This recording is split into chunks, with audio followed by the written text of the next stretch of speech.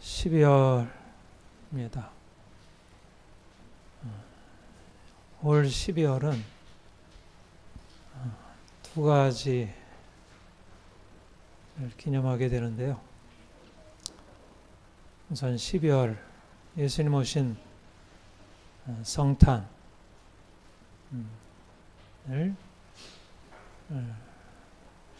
어떻게 잘 보낼까? 이번 성탄절이 우리에게 어떠한 의미로 다가오고 하나님이 이번 성탄절을 통해서 어떤 은혜를 주실지 기대하게 됩니다. 그리고 올 12월은 또 다른 의미가 있습니다. 무슨 의미죠? 비상계엄 1주년 지났습니다. 대통령이 작년 12월 3일 비상계엄을 하고 1년이 지났습니다. 성탄 기념하는 거랑 비상계엄 1주년 된 것이 연관이 있을까요?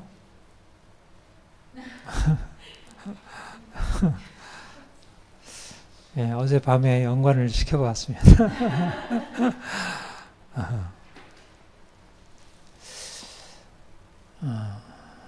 1주년 지나서 아주 분명해진 것은 뭐냐면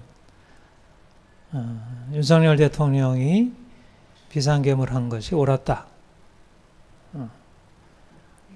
굉장히 우리 상황을 정확하게 지적했고 우리 국민들을 일깨웠다. 아직은 윤 대통령이 감옥에 있고 내란 재판을 받고 있고 이재명 정권이 나라를 지금 이상한 방향으로 끌고 있지만 그러나 아무튼 그 나타난 결과와 상관없이 윤 대통령이 비상계엄에서 얘기했던 내용들이 우리 상황을 정확하게 진단한 것이고 그리고 그것이 1년 지나면서 증명이 되었다. 그런 생각이 듭니다. 윤 대통령이 두 가지를 지적을 했는데 하나는 반국가 세력이 우리나라를 심각한 위험에 빠뜨리고 있다. 그게 국회 입법부 중심에 들어와서 반국가 세력이 국회를 장악하고 나라를 전복하려고 하고 있다. 그리고 부정선거가 그 반국가 세력의 국가 전복의 핵심에 놓여 있다. 그리고 부정선거를 해결하지 않으면 이들의 악한 의도를 막을 수 없다. 1년 지나면서 지금도 진행되고 있는 것을 보면 공산주의 사상, 공산주의적인 목표를 가지고 있는 사람들이 북한처럼 중국처럼 이 나라를 공산국가로 만들려고 음모를 꾸몄고 그 일을 실행을 했고 상당 부분 그것이 이루어졌다는 것입니다. 20년도 총선 국회의원 선거를 통해서 50여 명의 가짜 국회의원들을 만들고 입법부를 장악했습니다. 24년 총선에 또다시 부정선거를 통해서 50여 명의 가짜 국회의원들을 통해서 입법부를 다시 장악하고 그래서 입법부 그들이 장악한 입법부를 통해서 결국은 모든 행정부를 마비시키고 결국은 대통령을 탄핵하기 이르렀습니다. 그래서 행정부를 장악했습니다. 그리고 나서 이제 마지막 나머지 하나 사법부를 장악하는 것, 이것이 마지막 목표이고 사법부만 장악하면 확실하게 공산화의 길로 치달을 수 있는 적어도 제도적 발판이 마련이 된 것입니다. 그러니까 윤 대통령이 반국가 세력이 우리나라를 공산화시키려고 하고 있다는 생각은, 그 얘기는 음모가 아니었고, 그것은 망상이 아니었고, 하나의 계엄을 일으키기 위한 핑계가 아니라 실제적으로 정확한 진단이었고, 부정선거도 사실이었고, 그리고 반국가 세력이 나라를 공산화시키려고 하는 것도 사실이었고, 그것이 6개월 만에 증명이 되었습니다. 지금 우리나라는 공산화의 길로 가고 있습니다. 지금 내란 재판부를 만들겠다고, 내란 특별재판부를 만들겠다고 이미 국회 법사위를 통과했습니다.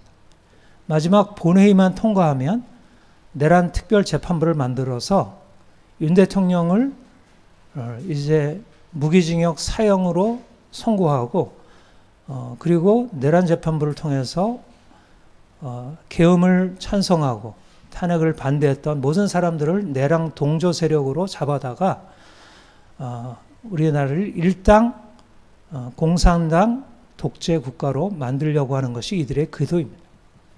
이것은 너무나 분명한 목표입니다. 그런데 그것이 이루어지느냐 이루어지지 않느냐는 그렇게 이들의 생각대로 되지 않을 수 있지만, 적어도 공산주의 사상을 가지고 있는, 공산주의 목표를 가지고 있는 사람들이 대한민국, 자유 대한민국을 공산주의 체제로 바꾸려고 하는 것, 그것은 윤 대통령이 바르게 제시한 바이고, 이렇게 확실하게 얘기를 하면, 이렇게 노골적으로 얘기를 하면 너무나 말도 안 된다. 그렇게 얘기할 수 있을지 모르지만 언어만 조금만 바꾸면 이것이 너무나도 분명한 사실이면, 누구든지 지금 정치인이든 언론인이든 법조인이든 누구든지 그 내용을 들여다보면 결국은 공산주의 사상을 가진 혁명가들이 공산주의 체제를 만들어서 숙청을 벌이고 반동 분야들을 다 제거하고 자기들이 원하는 체제를 만들어서 친북, 친중 국가로 만들려는 것.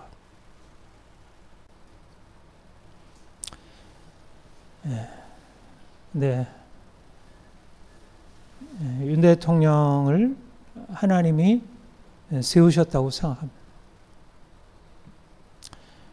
윤 대통령이 작년에 계엄을 한 것이 잘못된 판단이었고, 조금만 기다리면 결국은 이재명 대통령, 이재명 재판받고 물러갈 텐데 왜 계엄을 해가지고 스스로 감옥에 들어가서 나를 저들에게 넘겨주었냐.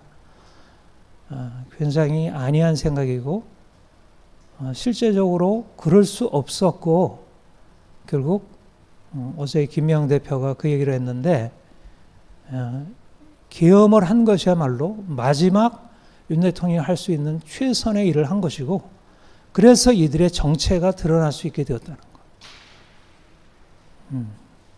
말하자면 윤 대통령은 지금의 현 상황이 얼마나 위기 상황인지를 국민들에게 던졌고, 그리고 많은 사람들이 윤 대통령이 한 것에 대해서 오판이었고 잘못한 것이라, 계엄은 적어도 문제가 있었다, 이런 생각들이 50% 이상 되지만, 그러나 윤 대통령의 그 판단을 제대로 이어받은 청년들이 일어났고, 그런 많은 다수의 시민들이 깨어났고, 저도 그런 계기를 통해서 저도 상황을 보게 되었고 알게 되었습니다. 하나님이 윤 대통령을 사용하신 것이다, 그렇게 생각을 하고요. 적어도 윤 대통령의 사명은 문제 상황을 드러내는 것, 감추었던 것을 폭로하는 것, 저들의 음모를 드러내어서 그들로 하여금 더 이상 그 일을 계속하지 할 수 없도록 만들어 놓은 것.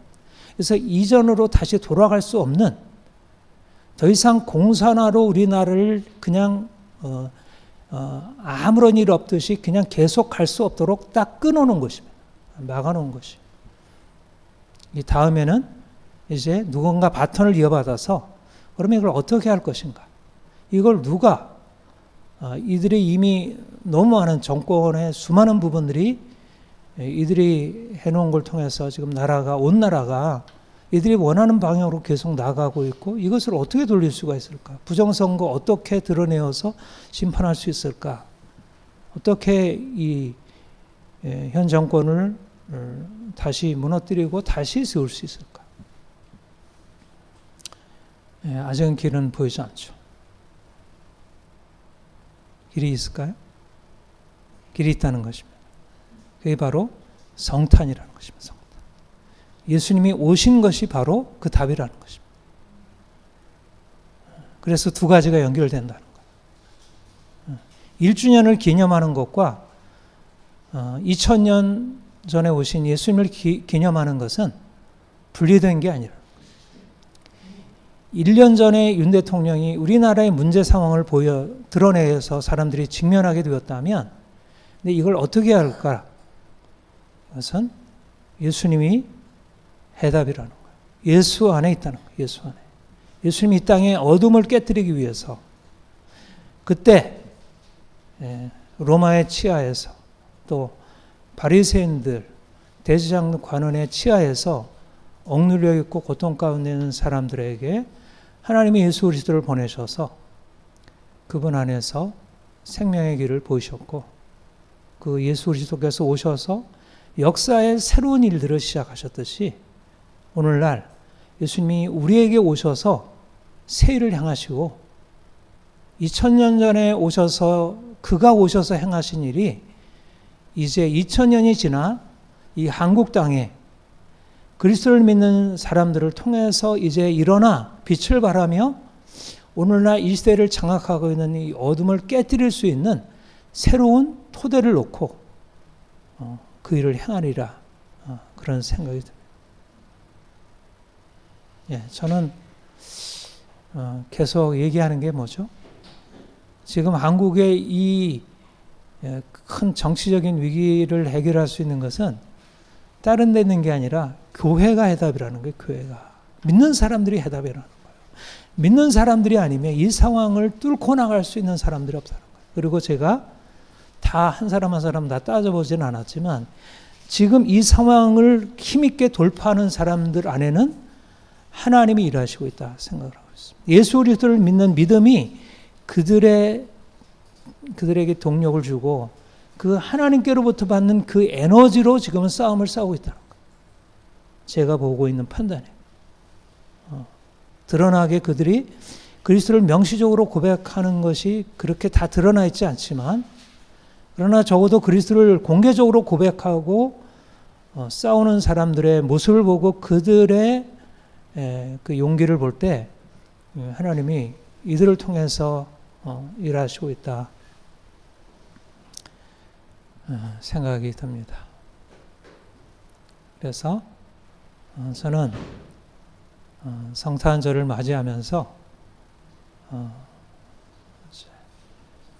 희망을 여러분들에게 전하고자 합니다. 예수님이 오셨는데 예수님이 이 땅에 우리를 위하여 구원자로 오셨는데 이제 왜 우리가 슬퍼하겠어요? 우리가 성탄은 기쁨과 축하, 온 사람들이 메리 크리스마스 기쁨으로 찬양하잖아요. 이게 원래 예수님이 오신 성탄절에 대한 사람들의 모든 반응이었잖아요. 왜 그랬을까요? 왜 성탄이 그렇게 기쁨의 날이었을까요? 실제적으로 예수님이 오셔서 이 땅에 새 일을 행하신 거예요. 그러니까 예수를 믿는 자들에게는 더 이상 이전에 가지고 있었던 그런 고통과 슬픔과 두려움이 깨어진다는 거예요. 근데 지금 성탄이 사라졌죠. 성탄이 사라지면서 지금 이 세상 안에 지금 일어나는 어두움이 짙어지게 됩니다. 성탄이 사라지면서. 그래서 성탄이 다시 회복이 되는 것과 이 땅의 문제가 회복이 되는 것은 같이 있다는 거예요. 성탄절이 다시 기쁨의 날이고 온 국민들의 축제의 일이고 그때는 믿지 않는 사람들까지 다 일어서서 성잔추리 만들고 캐롤이 퍼져나가고 성탄은 모두 다 그냥 웬일인지 모르게 그냥 기쁘고 다들 12월만 되면 이번 성탄에 무슨 일을 할까? 무슨 일이 있을까? 그럴 날이 다시 와야 된다. 성탄절이 회복돼야 된다. 그게 국가가 회복되는 일이라. 정치가 회복되고 문화가 회복되는 일이라. 성탄절이 사라진 게 지금 나라가 이 모양이 되고 있는 일이라. 그러니까 미국에 다시 성탄 트리가 점등되고 미국에 다시 예수 그리스도 나신 날을 기쁨으로 찬양하는 일이 일어나는 게 미국에 회복되고 있는 거예요. 우리나라도 마찬가지로.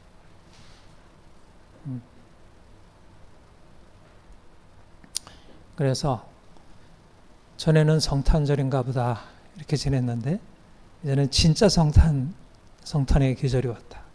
진짜 예수님이 오신 날이 우리를 기쁨으로 희망으로 이끄는 놀라운 이 계절이 시작된 것이다. 윤 대통령의 계엄 자체가 어떻게 희망을 줄 수 있겠습니까? 문제를 드러낸 것인데 문제는 드러내도 우리가 가서 진단 받아요. 근데 병원에서 암이라 그래. 그러면 이게 수술해서 나을지 어떨지 이게 그 자체가 소망일 수는 없잖아요. 병을 안다는 것이.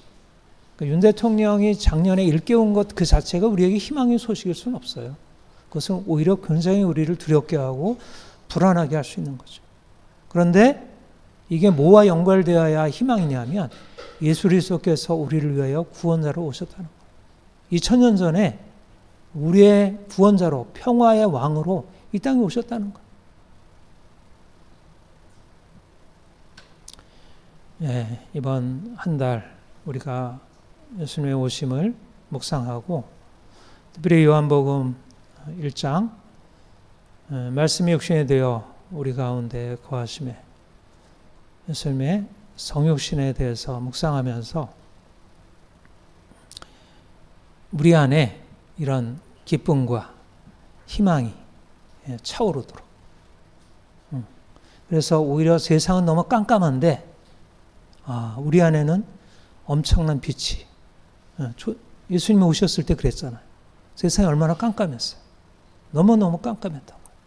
로마 치하, 헤롯 치하 이 모든 것들이 너무 깜깜했다. 그런데 예수님의 오심으로 말미암아 놀라운 기쁨이 예수님의 오심을 받아들이는 사람들이 일어난 것처럼 우리에게도 그런 일이 일어나리라 이렇게 기대를 합니다. 예, 오늘 말씀 이번 달의 핵심 요절은 14절인데 14절 한번 같이 한번 읽어봅시다. 시작. 말씀이 육신이 되어 우리 가운데 거하시매 우리가 그의 영광을 보니 아버지의 독생자의 영광이요 은혜와 진리가 충만하더라. 예. 말씀이 육신이 되어 우리가 육신이라는 이 말이 성경에서 굉장히 중요한 말입니다. 육신이라는 말은 성경을 이해하는 데 있어서 아주 핵심적인 말이에요. 우리가 5월달에 그 육에 속한 사람은 혼적인 사람은 하나님의 성령을 받지 아니한다. 그다음에 6월달에 너희가 육신에 속한 자로다.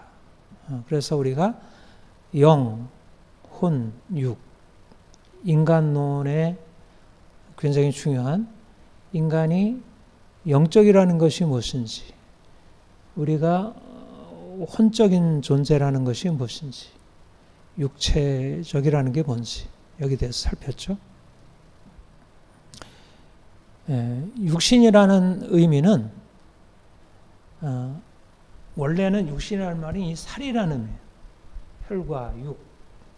혈이라는 말은 피, 육이라는 말은 살. 문자 그대로는 살. 그러니까 하나님이 인간을 하나님의 형상대로 창조하셨다. 창세기 1장 27절에 그랬고요. 그 다음에 창세기 2장 7절에 하나님이 인간을 흙으로 지으시고 그 코에 생기를 불어넣으시니 살아있는 영혼이 된 자라 이렇게 말씀하셨어요. 그 흙으로 지으셨다. 그래서 그가 타락한 이후에 내가 흙으니 흙으로 돌아갈지라. 이게 육이에요. 흙으로 지음받은 존재. 물론 하나님께서 지으시고 그 코에 생기를 불어넣어서 인간 안에 뛰어난 정신적인 능력이 있지만, 생각하고 느끼고 의지할 수 있는 정신적인 능력이 있지만, 그러나 인간은 여전히 다른 동물이나 식물이나 마찬가지로 태어나서 잠시 있다가 인생을 아름답게 살다가 죽음으로 끝나는 그런 존재. 이거를 육체라 그래요. 육체로 지음받고 그 안에 혼이 있다 하더라도 그 혼은 영원한 것이 아니고 육체와 함께 혼도 떠나게 되는, 그렇죠? 우리가 육체와 영혼이 결합되어 있다가 혼이 떠나고 죽음으로 끝나요. 이게 바로 인간이 육체라는 것이. 인간은 육체적인 존재, 영원하지 않다는 거예요. 여러분, 이거는 우리가 경험적으로 보아도 우리 인생이 얼마나 아름다워요. 인생이 태어나는 것에서부터 얼마나 아기가 아름다워요. 너무나 귀하고 너무나 정말 놀랍잖아요. 그 생명이라는 것이. 그리고 성장하면서 얼마나 놀아요. 어린아이, 청소년, 청년, 그리고 성인, 결혼하고 아이 낳고 인생이 너무너무 아름답고 놀라워요. 그러나 그것은 잠깐 있다가 사라져버리는 풀의 꽃과 같이 그 아름다움은 결국 시들어서 끝나버리는 거예요. 이것이 바로 육체라는 의미입니다. 인생은 아름답고 귀하지만 그것이 영원하지 않다. 인생의 행복, 인생의 부요함, 인생의 영광은 영원하지 않다. 하나님이 인생을 모든 것 위에 뛰어난 존재, 하나님이 형상으로 지으시고 만물의 영장으로 지으셔서 뛰어난 존재이긴 하지만, 그렇다 하더라도 인생은 다른 동물이나 식물과 동일하게 이 땅에 태어나는 시작이 있고 죽음이라는 종말이 있다는 것. 영원하지 않다는 것. 이것을 육체라 이렇게 얘기를 해요. 베드로전서 1장 24절 이사야서의 인용인데요.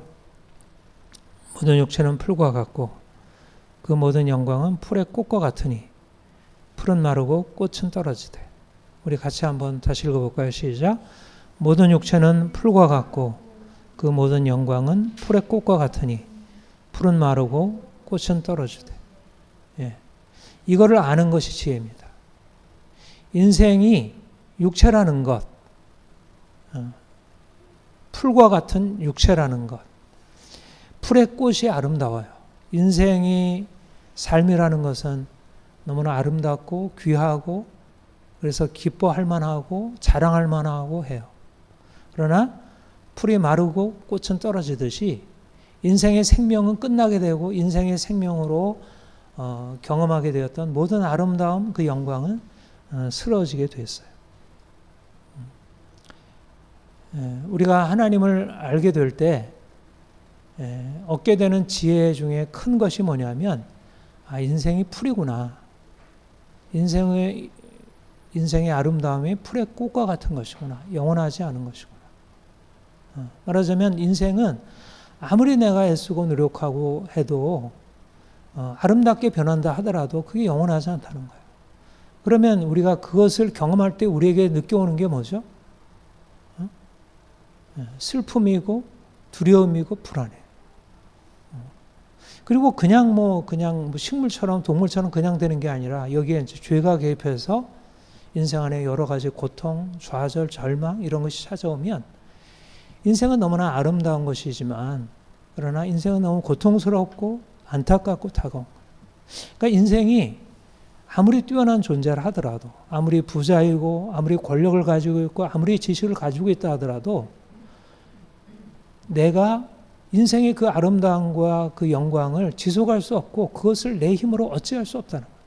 인생이 그 앞에, 인생이 사라지고 없어진다는 사실 앞에 그냥 운명으로 주어진 것이지 그 운명을 거슬러 갈 수 없고 운명을 해결하기 위해서 조금 한다 하더라도 한계가 너무 명확한 거예요. 근데 그 한계를 받아들이는 게 쉬운가요? 쉽지 않아요. 그러니까 대부분 그것은 우리에게 좌절과 슬픔과 절망을 줘요. 여러분, 식물이나 동물이 자기가 이렇게 죽어간다는 사실에 대해서 슬퍼하고 고통스러워할까요? 그렇지 않겠죠. 그걸 자기의 것을 받아들이고 그냥 끝나는 거예요. 근데 인생은 자기 스스로에 대해서 자기를 메타인지를 하는 거예요. 자기 자신을 바라보고 높은 것을 향해서 나아가고 또 밑으로 떨어지는 것에 대해서 메타인지 하니까 높은 곳으로 올라갈 때는 기쁘고 밑으로 떨어질 때는 너무 큰 슬픔이 있고 고통이 있고. 그래서 우리 안에 인생은 너무나 아름다운 것이고 그래서 우리에게 기쁨이 되지만 우리가 그 기쁨을 누리고 그 기쁨 안에서 이렇게 들어가서 온전히 누리기 어려운 것은 인생은 육체이고 인생은 영원하지 못하고 변화된다는 것.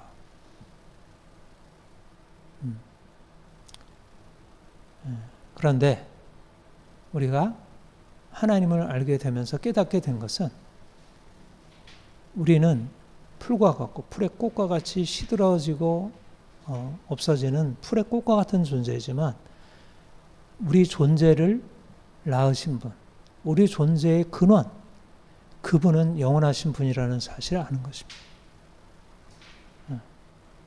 그러니까 인생 자체를 가지고 바라보게 되면 허무하고 우리 철학에서 얘기하듯이 불교 철학에서 얘기하듯이 그냥 인생은 그렇게 변하고 끝나는 거야. 그걸 받아들여. 그 인생의 지혜야. 이게 이제 인생의 지혜이고 철학이고 그래요.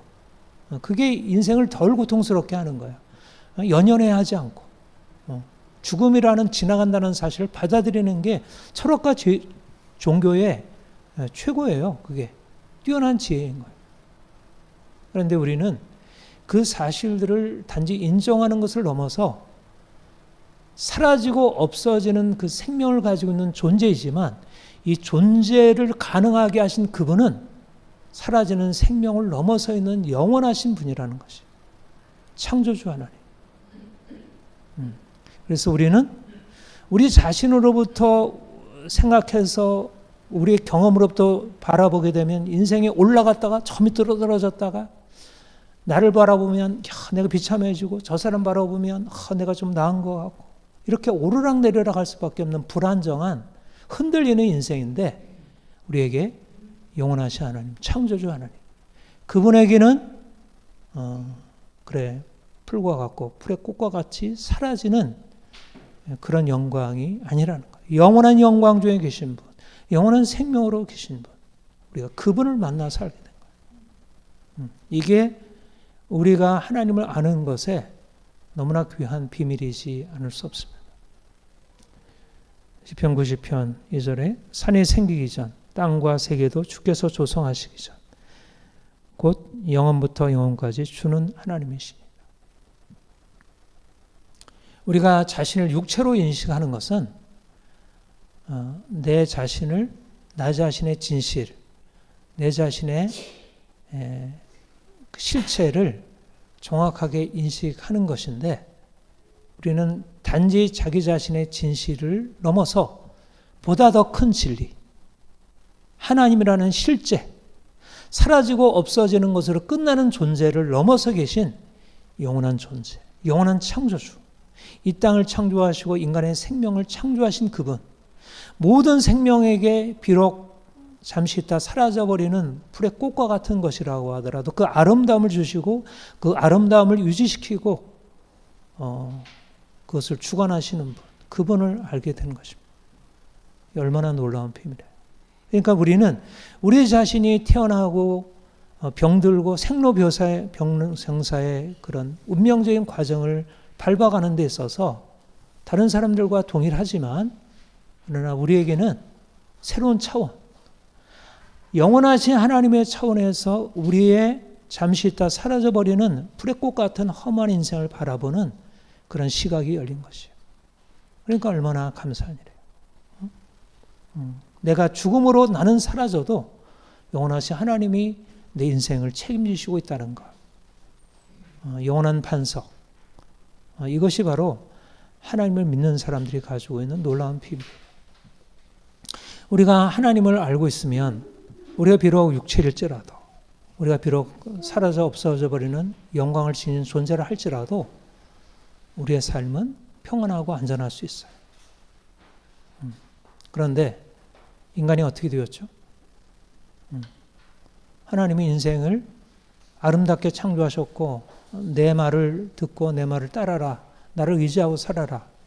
이걸 우리에게 인생의 본질, 우리가 피조물임을 알고 창조주 그분을 경외하고 그분의 말씀에 순종하고 살면 피조물로서도 하나님 주시는 축복을 누리고 살 수 있는데, 그렇지만 하나님을 거스르게 되었다는 거예요. 사단이 와서 네가 하나님처럼 되리라 유혹을 한 거예요.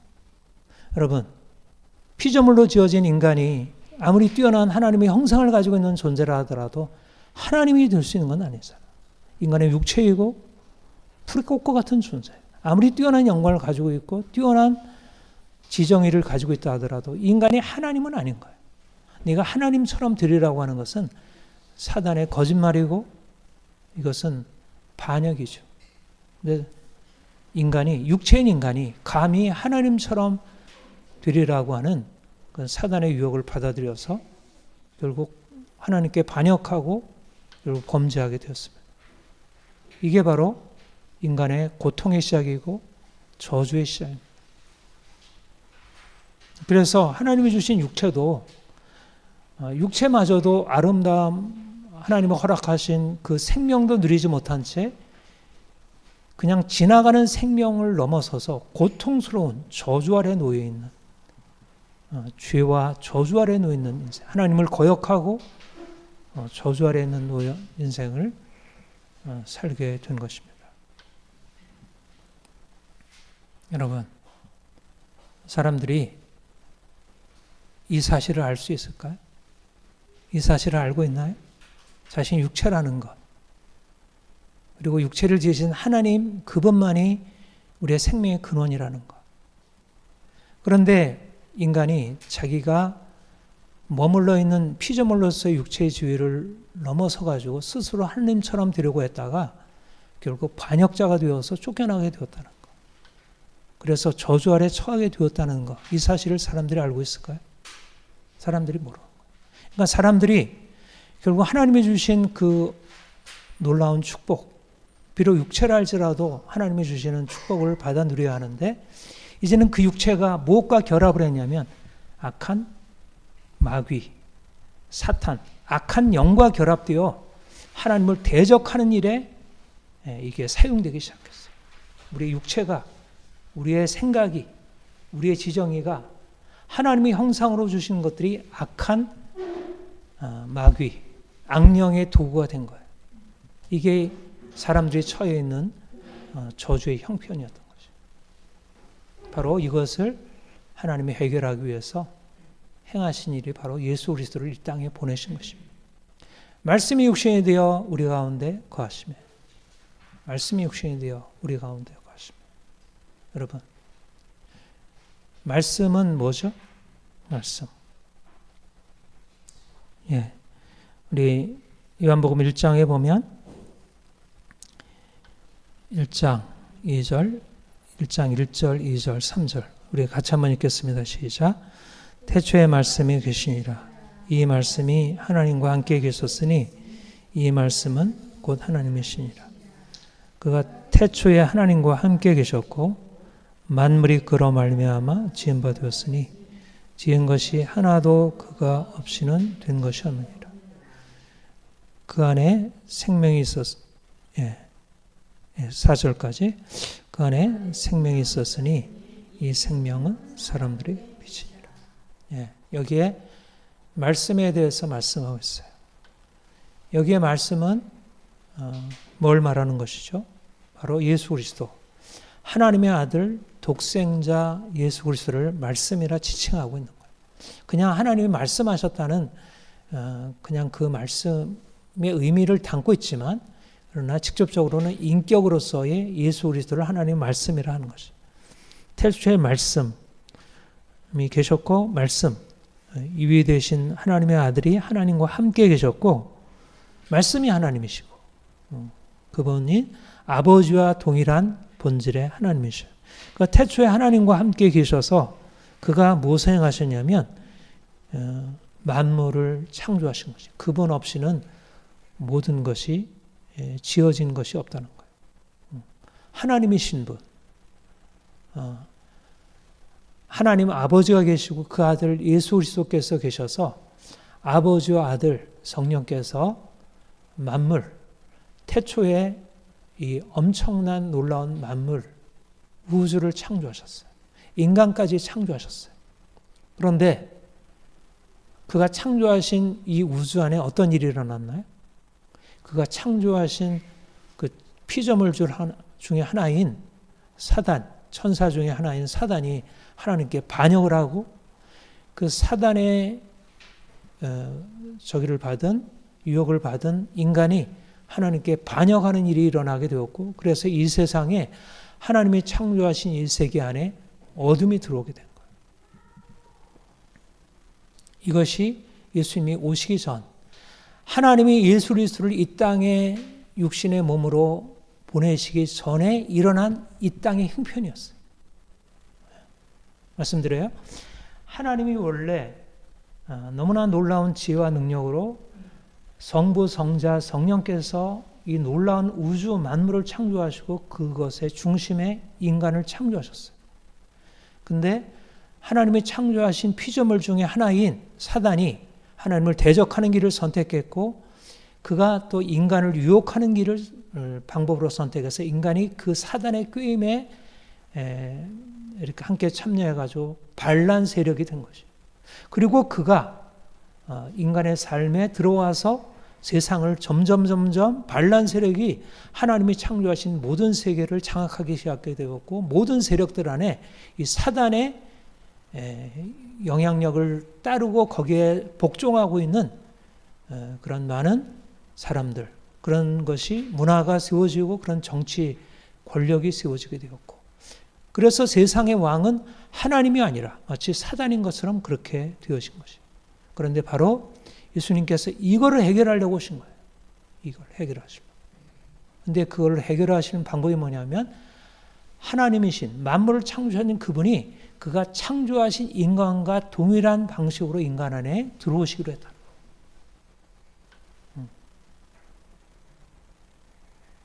여러분, 이게 이해가 됩니까? 우리는 사실 우리의 경험적인 세계 속에서 바라보면 우리가 이게 경험하는 이 세계를 넘어서 이 세계는 이렇게 잠시 있다가 사라져 없어져 버리는 풀의 꽃과 같은 것들인데, 이 풀의 꽃과 같은 것을 넘어서 있는 영원하신 창조주가 있고 그 창조주가 이 세계 만물을 주관하신다는 그것조차도 사실은 우리의 이성이나 경험으로서는 도무지 상상할 수 없는 거예요. 이게 계시로 주어진 일이에요. 말하자면 하나님이 창조하셨고 피조물 세계가 있고 창조주 하나님과 피조 세계는 전혀 혼동될 수 없다는 사실도 우리가 이해할 수 없는 일이에요. 그런데 예수 그리스도께서 오셔서 사람들에게 성령께서 계시하신 것은 뭐냐면 그 창조주 하나님이, 영원하신 창조주 하나님이 피조물, 그가 만드신 피조물 안에 들어오셨다는 거예요. 창조주가. 근데 그 창조주가 피조물 안에 들어올 때 그냥 능력으로 뭐 세상을 이렇게 저렇게 간섭하고 개입하는 정도가 아니라 그가 직접 자기가 만든 피조물과 같은 모습으로 인간이 되셔서 나타나셨다는 거예요. 그건 이게 이해할 수 있는 거예요? 이해가 되지 않는 거예요. 너무나 엄청난 사건이 일어난 거예요. 말하자면 2000년 전 유대 땅에 베들레헴에 너무나 엄청난 기적이 일어난 거예요. 엄청난 기적. 하나님이 인간이 되시다니, 그가 피조물이 되다니, 피조물과 같은 형상으로, 그게 말씀이 육신이 되어라는 말씀 안에 들어요. 말씀이 육신이 돼요. 하나님이 인간이 되셨다.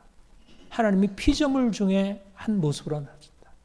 그가 창조주인 그분이 마리아라고 하는 한 인간의 몸 안에 태중에 들어오신 것이, 태중에 들어오셔서 그가 아기로 태어난 것.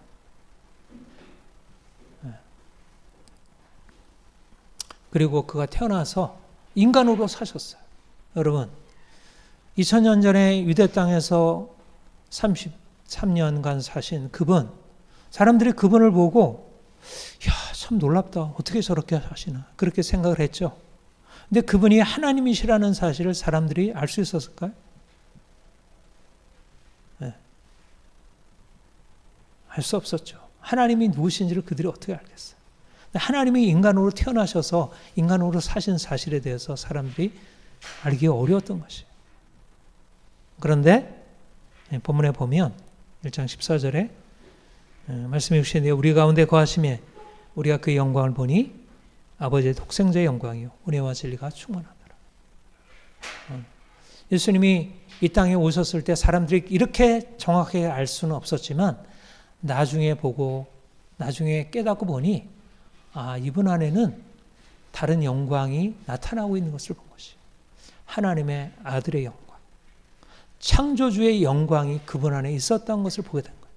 근데 창조주의 영광을 가지신 분인데 피조물의 모습으로 나타났어요. 빌립보서 2장에 그가 하나님과 동등됨을 취할 것으로 여기지 아니하시고 그가 사람의 모양으로 종의 형체를 가지고 이 땅에 오셨다. 그러니까 사람들은 예수님을 그냥 하나의 인간으로 바라본 거죠. 기껏해야 선지자로, 예언자로 그 정도로 바라보았어요. 그가 하나님이시라는 사실은 누구도 생각할 수 없었다는 거예요. 하나님이라는 사실.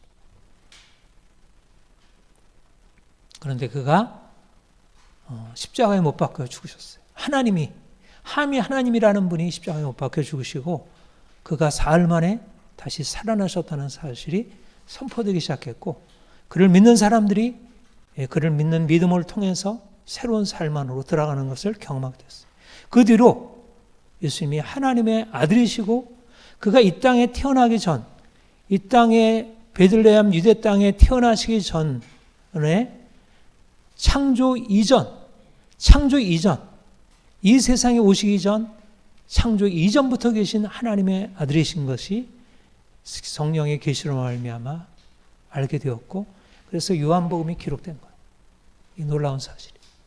성령께서 예수 그리스도 부활 이후에 성령께서 오셔서 예수 그리스도가 누구신지 그들이 만났었던 그 유대 땅에 사셨던 그분이 사람들에게 말씀을 전파하시고 병든 자 고치시고 귀신을 쫓아내시고 하셨던 그분이 누구신지 그분은 이 땅에 인간의 몸으로 태어났지만 인간의 몸으로 태어나기 이전에 이미 하나님과 태초부터 함께 하셨던 그 하나님이시고 그 하나님이신 그분이 인간의 구원을 위하여 이 땅에 들어오셨다는 사실을 성령께서 비추시고 깨닫게 하신 것입니다. 놀라운 비밀이 계시가 된 거죠. 여러분, 우리는 이 놀라운 비밀을 들은 거예요. 이 복음 안에서. 하나님이 이 땅에 들어오셨다는 이 엄청난 기적. 그리고 그가 이 땅에 30년 사시고 다시 하늘에 다시 오르셨다는 기적. 그런데 그가 하늘에 오르실 때 어떤 변화가 일어나냐면 그가 몸으로 부활하신 거예요. 그가 취하셨던 그 몸을 하나님의 영광의 몸으로 변하신 거예요. 육의 몸이었는데 원래는 육의 몸이었는데 그가 하늘의 영광의 몸으로 그가 그거를 바꾸고 올라가신 거예요. 그는 이 땅에 태어나기 이전의 상태로 그냥 복귀한 게 아니고 그가 이 땅에 들어오실 때 입었던 그 육체를 하나님의 영광의 몸으로 바꾸고 올라가신 거예요. 그리고 나서 성령께서 오셔서 사람들에게 예수 그리스도를 알리셨어요. 그리고 성령께서 사람들 안에 그 영광의 몸으로 부활하신 그분의 영원한 생명을 사람들에게 나눠주고 계신 거예요. 여러분, 예수님이 왜 육신을 입으셨을까요? 왜 육신을 입으셨을까요? 그 영원하신 하나님이 왜 육신의 몸으로 오셨어요? 인간이 죄로 인해서 고통 가운데 있고 우리의 삶이 너무나 슬픔과 두려움과 절망 가운데 빠져 있어서 하나님이 얼마나 놀라운 사랑이신지를 예수님께서 이 땅에 사시면서 보셨어요. 그러니까 그분은 사람들이 알고 있는 사랑을 넘어서 있는 하나님이 어떠한 사랑으로 사람들을 사랑하시는지를 직접적으로 육신의 몸으로 보셨어요. 육신의 몸으로. 이게 하나님이시구나. 하나님의 사랑이 이것이구나. 말하자면 몸을 가지고 있는 인간에게 몸으로, 육신의 몸으로 사람들에게 다가가서 만져주시고 그들을 위해서 그들의 육체의 고통을 이렇게 벗어나게 하시고 그들을 귀신에서 자유케 하시고 육신의 몸으로 오셔서 육신의 고통을 당하는 자들의 고통에서 그들을 벗어나게 하셨죠. 그런데 보다 더 큰 비밀, 왜 예수님이 육신의 몸으로 오셨을까? 왜 예수님이 육신의 몸으로 오셨을까? 왜 하나님이 육신이 되셔야 했을까? 말씀이 왜 육신이 되었을까? 그것은 바로 그 육신을 이제 하나님의 영광으로 바꾸기 위해서. 여러분, 하나님이 인간과 이 세상을 창조하실 때 하나님은 영원하신 분이고 영원한 썩지 않을 영광 중에 계신 분이지만 그가 만든 모든 피조물들은 잠시 있다 사라져버리는 풀의 꽃과 같은 것이었어요. 인간 존재가 그러하고 동물이 그렇고 식물이 그렇고 땅과 하늘과 모든 우주가 다 썩어질 것들이었어요. 오직 영원한 생명은 누구에게만 있냐면 하나님에게만 있는 거예요. 하나님에게만. 이게 하나님의 질서예요. 그러니까 이 땅에 예수님께서 오시기 전에는 너무나 분명하게 영원하신 하나님과 피조물 세계, 영원하신 하나님과 잠시 있다 사라져버리는 이런 피조물 세계가 확실하게 구분되어 있었어요. 하나님 외에는 누구도 영원한 생명에 참여한 자가 없어요. 천사들도 없고 성부, 성자, 성령 외에는 누구도 그 영원한 생명과 관계없고 그로부터 말미암아 은혜는 있고 있지만 생명은 있고 있지만 그러나 그 영원한 생명 자체는 오직 하나님께만 귀속이 돼요. 그런데 예수님께서 이 땅에 말씀이 육신이 되신 거예요. 그리고 그가 십자가에 죽으시고 다시 살아나실 때 그가 입으셨던 육체를 사르크스를 푸뉴만으로 바꾸신 것입니다. 신령한 몸으로. 새로운 존재가 태어난 거예요. 새로운 피조물이 태어난 거예요. 인간 존재가 하나님의 아들의 영광에 참여하게 된 거예요. 인간 존재가. 예수님이 입으셨던 육체 안에. 그리고 놀라운 일이 뭐냐면 바로 그 예수님이 입으신 영광의 몸, 그것을 바로 우리 피조물 된 인간에게 주시기로 하셨다는 거예요. 그리고 예수 그리스도를 믿는 자, 그 이름을 믿는 자들에게 그 영광이 주어지기로 되었다는 것. 그게 바로 본문 12절의 말씀이에요. 영접하는 자, 곧 그 이름을 믿는 자들에게는 하나님의 자녀가 되는 권세를 주셨어요. 이는 혈통으로나 육정으로나 사람의 뜻으로 나지 아니하고 오직 하나님께로부터 난 자들이라. 여러분, 우리는 어디에서 난 자들이죠? 바로 혈통으로 난 자들이고 육신의 뜻으로 난 자들이고 사람의 뜻으로 난 자들이에요. 우리는 우리의 원래 출신은 원래 육으로부터 난 자들이에요. 우리는 하나님께로부터 난 자들이 아니라 우리는 피조물이고 육의 몸으로 육신의 혼으로 태어난 자들이에요. 그런데 하나님이 새로운 존재를 만드셨다는 거예요. 그분이 이 땅에 오셔서 말씀이 육신이 되심으로 육신이 말씀, 하나님의 영의 생명에 참여하는 일을 그가 이루셨다는 거예요. 이게 놀라운 비밀이에요. 여러분, 왜 말씀이 육신이 됐었을까? 육신을 말씀으로 하나님의 영의 생명에 참여케 하시려고. 이게 놀라운 비밀이에요. 우리는 지금 어떤 존재죠? 우리는 육체입니까? 우리는 단지 혼입니까? 우리는 단지 육체나 혼이 아니라 하나님은 흙으로 지으시고 우리를 그 코에 생기를 불어넣으시니 살아있는 혼이 된지라. 이런 아담적인 존재가 아니라 이미 예수 그리스도와 연합하여 우리는 신령한 자가 된 것입니다. 우리는 하나님의 아들의 신분에 참여한 거예요. 피조물이. C.S. 루이스가 순전한 기독교에서 잘 논증한 대로 우리는 피조물에서 하나님의 아들의 신분으로 바뀌어진 것입니다. 예. 여러분, 얼마나 놀라운 기적이 일어났어요. 이게 장차 우리가 죽고 나서 예수님이 재림하실 때 일어난 일일까요? 이미 일어난 일이라는 거예요. 우리 안에. 영접하는 자, 곧 그 이름을 믿는 자들에게는 하나님의 자녀가 되는 권세를 주셨다는 거예요. 우리가 피조물로 태어났고 우리가 육체로 태어난 존재인데 하나님의 아들이 말씀이 육신이 되어 이 땅 가운데 육신으로 계시다가 그가 십자가에 죽으셔서 다시 부활하실 때 영광의 몸으로 올라가시고 그 영광의 몸으로 오르신 그분이 성령을 통해서 우리 안에 들어오셔서 우리 안에 새로운 생명을 시작하셨다는 거예요. 그래서 우리는 이제 두 가지 존재가 우리 안에 함께 있습니다. 우리는 원래 육체라는 우리가 육체로 지음받은 자들이고 여전히 우리는 아담적인 혼을 가지고 있는 존재이고 다른 사람들과 같이 동일하게 이 땅에 먹어야 되고 입어야 되고 자야 되고 가정을 갖고 직장에서 일을 하고 병들고 여러 가지 씨름을 하고 그러다가 우리가 죽음으로 끝나는 육체를 가지고 있는 존재들이에요. 그러나 우리 안에는 사람들이 보지 못하는 놀라운 일이 일어난 것입니다. 하나님의 영이 우리 안에 계시고 우리 안에 영원한 생명이 들어와 있는 거예요. 지금 말씀이 육신이 되어 우리 가운데 거하심으로 육신인 존재가 이제는 말씀의 영광에 참여하는 일이 일어나게 된 거예요. 존재 자체가 바뀐 거예요. 존재 자체. 피조물 해서 이제는 하나님의 아들의 생명, 자녀의 존재로 바뀐 거예요. 여러분, 우리 이 땅에 살 동안은 그냥 피조물로 살다가, 육체로 살다가 죽음 이후에, 예수님 재림 이후에 우리가 아들의 영광에 참여하게 될까요? 그렇지 않다는 거예요. 이미 우리가 육체이지만 이미 하나님의 아들의 생명을 가지고 여기서 살고 있다는 거예요. 여러분, 나는 성육신 작년에도 이제 이번문을 그렇게 묵상을 했는데 성육신에 대해서 묵상할수록 여기에 우리 존재가 있구나.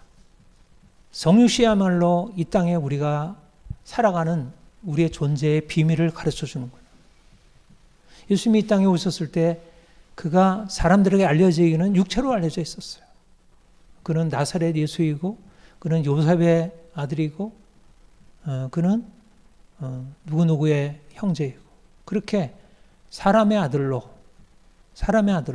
육체로 알려져 있었어요. 그러나 그는 단지 사람의 아들이 아니라 하나님의 영이 함께하는 하나님 자신인 분이에요. 이 땅에 있었을 때 그는 이 땅에 있었을 때도 여전히 육체로서 존재하는 것이 아니라 말씀이 육신이 되신 분, 하나님이신 분으로 계셨어요. 우리도 사람들에게 알려져 있기는 일산에 살고 있고 누구의 아들이고 누구의 딸이고 누구의 엄마고 무슨 일을 하고 있고 그런 존재로 알려져 있죠. 그런데 우리를 다른 걸로 스캔을 해보면 다른 게 있는 거야. 다른 게. 사람들은 그냥 다 동일한 형상인데 우리는 다른 게 있는 거예요. 하나님의 생명이라, 하나님의 아들의 생명이라는 다른 생명이 있다. 얼마나 놀라운 일입니까? 예수님이 이 땅에 오심으로 말미암아 그래서 우리는 이전과 같이 더 이상 살 필요도 없고 살 수 없게 되었어요. 존재 자체가 바뀌었으니까. 이전에는 어떤 존재였어요? 우리의 하나님의 아름다운 육체가, 하나님께서 허락하신 아름다운 육체가 죄 아래 있고 저주 아래 있고 율법 아래 있고 사단과 결합이 되었어요. 우리가 원하는 대로 할 수 있는 게 아니라 악한 마귀가 우리를 이렇게 저렇게 끌고 다니는 고통스러운 인생이었어요. 그런데 이제 우리 안에 변화가 일어나서 하나님이 우리 안에 들어오셔서 이제는 하나님과 결합된 육체가 된 거예요. 그러면 우리가 이제 이 땅에 살아갈 동안 이전의 관점에서 생각하면 우리가 얼마나 육체로 인해서 죄 가운데 자꾸 빠져들어가요. 우리가 육체로 인해서 얼마나 고통스러운 거예요. 육체라는 조건은 우리가 피할 수 없고 떠날 수 없는데 육체라는 것이 우리에게 기쁨을 주고 우리에게 행복을 주기도 하지만 그러나 육체는 우리에게 너무나 고통스럽고 그리고 또 죄에 빠지게 되고 이거 빨리 벗어버렸으면 좋겠는데 또 벗어버리기 싫고 벗을 수도 없고 벗고 싶지도 않고 그러나 이건 또 벗어야 되고 어떻게 할 수 없는 존재였어요. 그런데 우리 안에 말씀이 육신에 대해서 우리 가운데 오신 그분의 생명이 우리 안에 주어짐으로 이제는 육체가 새롭게 긍정이다. 우리 삶 전체가 죄의 도구이 되거나 저주 아래 있는 것이거나 눌려 있는 것이 아니라 하나님의 놀라운 은혜 안에서 너무나 놀라운 생명으로 이 땅의 삶이 고통의 이유가 아니라 고통스러운 것 어쩔 수 없이 받아들이고 살아가는 것이 아니라 하나님의 사랑 안에서 모든 것이 너무 풍성한 것으로. 이것이 바로 예수 그리스도 안에서 우리에게 주신 놀라운 축복입니다. 그러니까 성탄이 우리에게 있다는 사실, 성탄의 주님이 우리에게 오셔서 우리에게 이 놀라운 일을 행하심으로 우리의 인생이 이제는 어둠 가운데 있는 게 아니라 우리가 빛 가운데서 살아갈 수 있게 되었다는 것, 우리의 인생의 모든 조건은 이제는 빛으로 나아가게 되었다는 사실.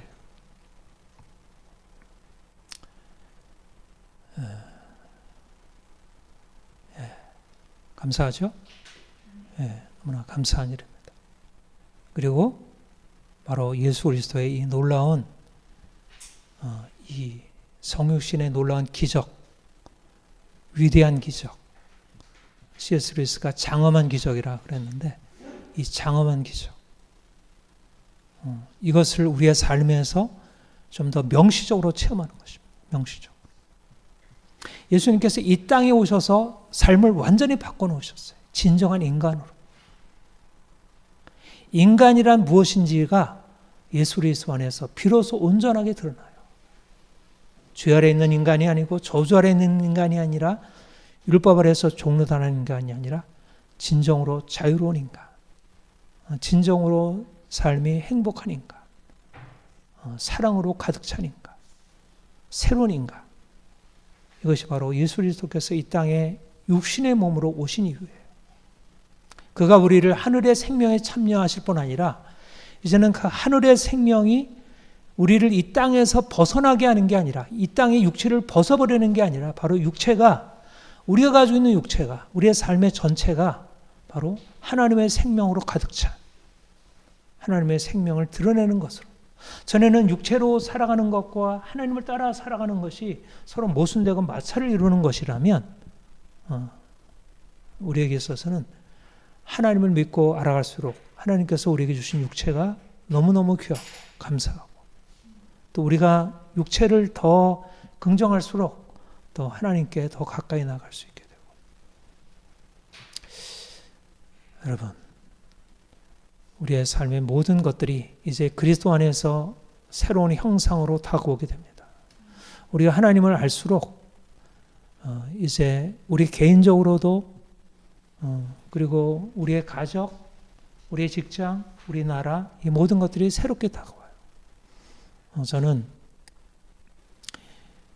작년 계엄 이후에 정치의 상황에 대해서 이렇게 관심을 기울이면서 이것은 하나님이 우리에게 주신 너무나 놀라운 축복이다, 이런 생각을 해요. 그래서 아까도 말씀드린 대로 이런 그리스도인들, 예수 그리스도 안에서 놀라운 변화를 경험하고 새로운 비전을 가지고 있는 그리스도인들이 세상에 들어가서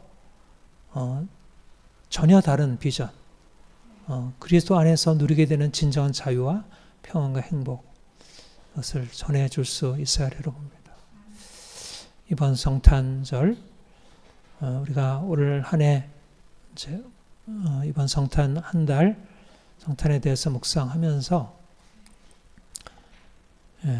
얼마나 그분이 우리를 위하여 놀라운 일을 행하셨고 행하시려고 하는지 좀 더 깊이 묵상하고 또 실제적으로 그것을 우리의 삶에서 실천적으로 나타낼 수 있기를 바랍니다.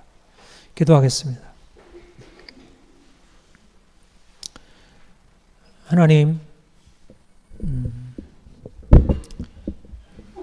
우리가 하나님을 알게 되어 우리가 누구인지, 우리가 어디에서 태어났고 우리가 어떻게 살아왔는지, 또 어디로 향하고 있는지를 알 수 있게 됩니다.